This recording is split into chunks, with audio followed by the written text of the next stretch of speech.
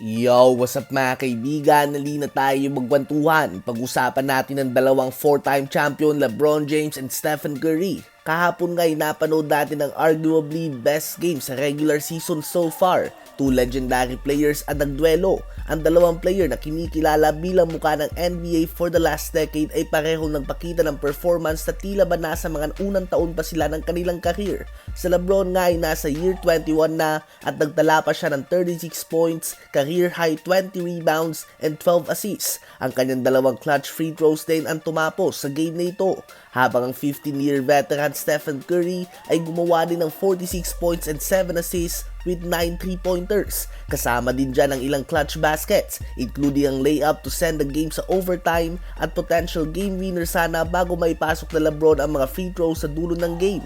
Ilang taon na nga na nagdeduelo ang multi-time MVP and champion na ito. Halos isang dekada na nga nakalipas noong unang beses silang nagkaharap sa NBA Finals at hanggang ngayon ay sila pa rin ang naunguna para sa kanilang mga team.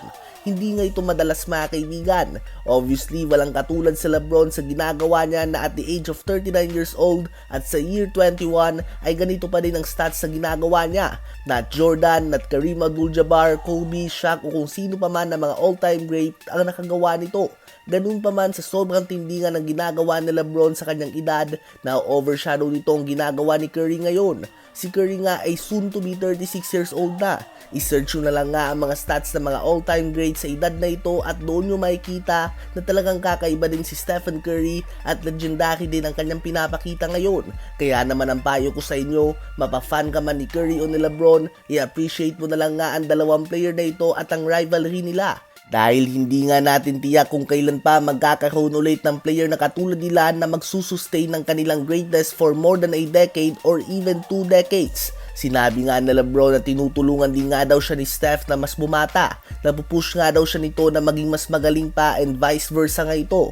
Ang kanilang mga matchup nga daw isang bagay na kapag tapos na siyang maglaro ay may papakita niya sa kanyang mga apo na nakalaban niya ang one of the greatest of all time at nagkaroon sila ng one of the best games ever.